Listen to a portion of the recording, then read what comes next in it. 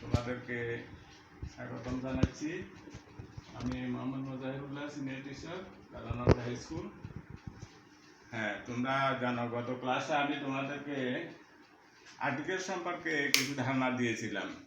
আজকে আর্টিকেলের আমরা রুলগুলা সম্পর্কে একটু চিন্তা করব। দেখো সবাই, গত ক্লাসে আমি বলছিলাম সাধারণত আমাদের এ টু জেড এই সবগুলোকে অ্যালফাবেট বলা হয়। সেখান থেকে আমরা 5টি বাউয়েল এবং বাকি কনসোনেন্টগুলো বাইর করছিলাম। এ ই আই ও ইউ, এই 5টি বাউয়েল এবং বাকি যে 21টি আছিল সেগুলো কনসোনেন্ট।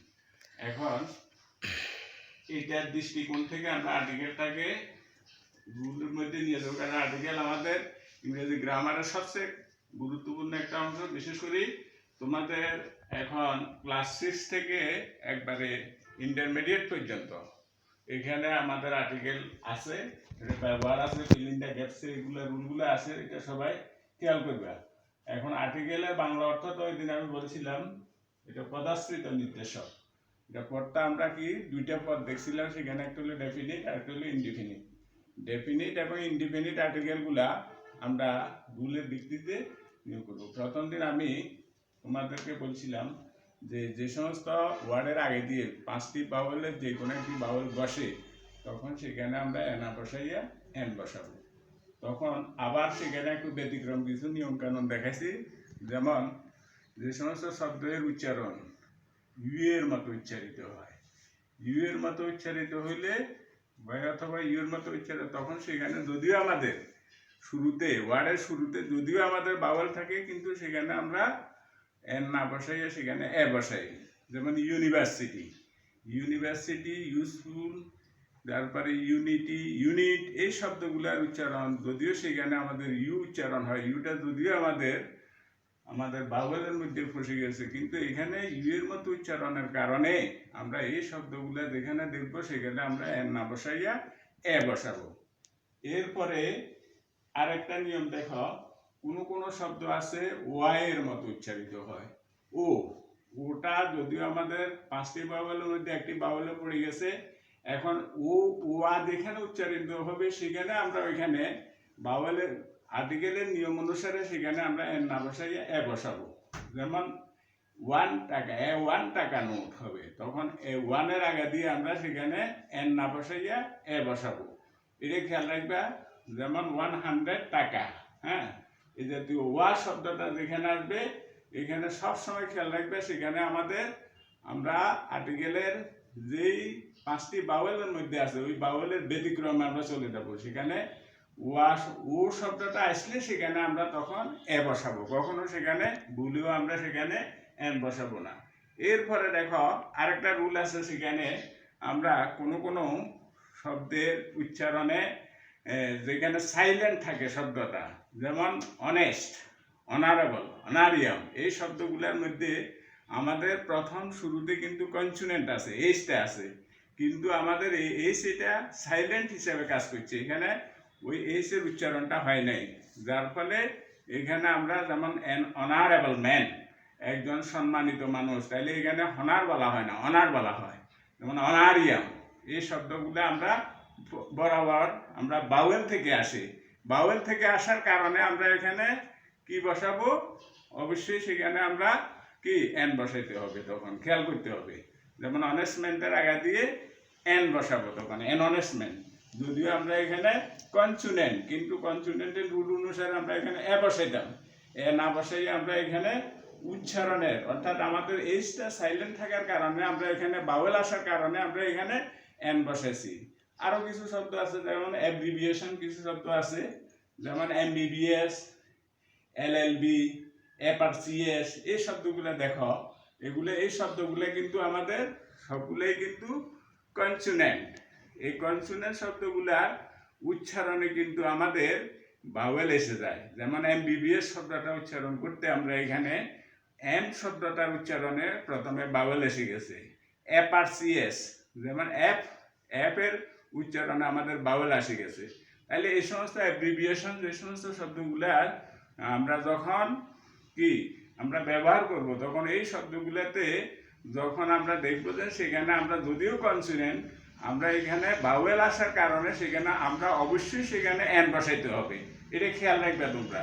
তাইলে আমাদের এই যদিও এখানে আমরা কনসোনেন্ট আছে যে অ্যাব্রিভিয়েশন শব্দগুলোর মধ্যে, অবশ্যই আমরা সেখানে খেয়াল রাখতে হবে আমরা কখনো সেখানে ভুলেও সেখানে এ বসাবো না, তখন আমরা ওই বাউয়েলের উচ্চারণের কারণে সেখানে এন বসাবো। তাইলে এই শব্দগুলো বিশেষ করে তোমরা যদি খেয়াল করো এবং বাড়িতে আমার এই আলোচনা থেকে তোমরা যদি বাড়িতে বইতে নিয়মগুলো খুব সুন্দরভাবে ফলো করো, তাইলে আশা করি আর্টিকেল বসাইতে তোমাদের কখনো ভুল হবে না। বিশেষ করে এ এবং এন এর ব্যবহার, এর ব্যবহারটা তো তোমরা বুঝতে পারছো। যদি আমাদের এই 5টি বাউলের ব্যতিক্রম নিয়মগুলো ছাড়া অন্যান্য শব্দগুলোতে আমরা সেখানে সরাসরি আমরা এর ব্যবহার করতে পারবো। যেমন বুকের আঘাতে আমরা কনসোনেন্ট আইলে সেখানে আমরা এ বুকে বলি, এ টেবিল বলি, এগুলো তো তোমাদের সবাই জানা আছে, তোমরা সবাই খেয়াল করবে। এরপরে দেখো এখানে আরেকটা ব্যতিক্রম নিয়ম হলো কিছু কিছু শব্দ আছে যেগুলাতে আমরা দ্বিতীয় যেখানে অর্থাৎ আমাদের সিলেবালে দ্বিতীয় সিলেবালে জোর দিয়ে বলতে হয়, এই সমস্ত সিলেবালগুলোতে আমরা সেখানে এই আর্টিকেলের ব্যবহার এ অথবা এন আমরা সেখানে করতে পারি শব্দ অনুসারে। এর পরবর্তীতে দেখো সবচেয়ে বড় বেশি গুরুত্বপূর্ণ জিনিস যেটা হলো দিয়ের ব্যবহার। এই দিয়ের ব্যবহারটা তোমরা খেয়াল করবে কোন কোন শব্দের আগে দিয়ে আমরা দিটা ব্যবহার করব। সাধারণত কোনো জিনিসকে আমরা নির্দিষ্ট করে বুঝাই দিলে কেমন একটা ডেফিনেটলি যখন কোনো জিনিস বুঝাই দেবো সেখানে আমরা তখন এখানে অবশ্যই আমরা দিয়ের ব্যবহার করবো। অপর দিকে দিই কিছু কিছু বইতে তোমরা দেখবে অনেকগুলা শব্দ আছে, যেমন সাগর, মহাসাগর, কোনো নির্দিষ্ট ভৌগোলিক দেশের নাম, যেমন the USA, USA United State of America, তাইলে এখানে একটা ভৌগোলিক রাষ্ট্র আছে, তাইলে সেখানে আমরা অবশ্যই দি ব্যবহার করতে দেবো। যেমন দা আটলান্টিক, প্যাসিফিক, তারপরে নদীর নামের পূর্বে কেমন সাগরের নামের পূর্বে, জাহাজের নামের পূর্বে, এগুলার নামের পূর্বে সাধারণত আমরা এখানে অবশ্যই আমরা সেখানে দিয়ের ব্যবহার করব।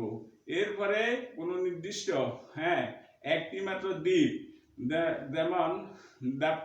যেমন আমাদের এই বিশেষ করে কোনো একটা নির্দিষ্ট দ্বীপকে যদি আমরা করি তখন সেখানে আমরা অবশ্যই সেখানে দ্বীপ ব্যবহার করব।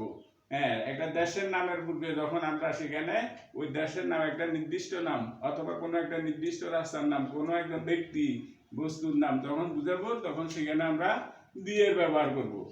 দিয়ের ব্যবহারটা আমাদের বইতে অত্যন্ত সহজ নিয়মে আছে। এই নিয়মগুলা তোমরা সবসময় খেয়াল করবে এবং বাড়িতে পড়বে।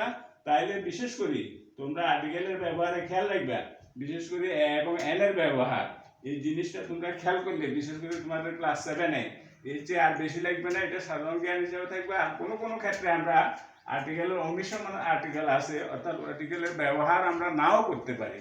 এগুলো তোমরা উপরে ক্লাসে উঠলে তখন ওই যে কোন কোন জায়গায় আবার আমরা আর্টিকেলগুলা ব্যবহার করব না, বিশেষ করে আমরা অ্যাবস্ট্রাক্ট নাউনগুলো আসি গেলে, ম্যাটারিয়াল নাউনগুলো আসি গেলে ওই নাউনগুলোর ক্ষেত্রে তখন আমরা সেখানে আর্টিকেলের ব্যবহার করব না। যেমন অনেস্টি এখানে অ্যাবস্ট্রাক্ট নাউন, এই অনেস্টির পূর্বে দিয়ে আমরা তখন সেখানে কি তখন আমরা সেখানে আর্টিকেলের ব্যবহার করব না। যেমন honesty is the best policy, এখানে আমরা দা অনেস্টি শব্দটা ব্যবহার করব না। তাইলে তোমরা বিশেষ করি আমরা আমার এই সংক্ষিপ্ত আলোচনা থেকে তোমরা বই থেকে যখন এটা বিস্তারিত পড়বা এবং এটা সম্পর্কে যখন বিস্তারিত জানবা, তাইলে দেখবে যে আমি যতটুকু আলোচনা করছি তার চেয়েও অনেক বেশি তোমাদের জ্ঞান বেড়ে যাবে এবং ভবিষ্যৎ জীবনে কোনো ক্লাসে বিশেষ করে আর্টিকেল বিষয়ে কোনো ফিল ইন দ্য গ্যাপসে তোমরা আশা করি কোনো সময় ভুল করবে না। তোমরা এই জন্য তোমাদের উপর আমি বিশেষ অনুরোধ রইল, আমার এই আলোচনা থেকে তোমরা সবাই বাড়িতে বই অনুসরণ করবা, কারণ আমি তোমাদেরকে আগে বলছিলাম প্র্যাকটিস মেক্স ম্যান পারফেক্ট।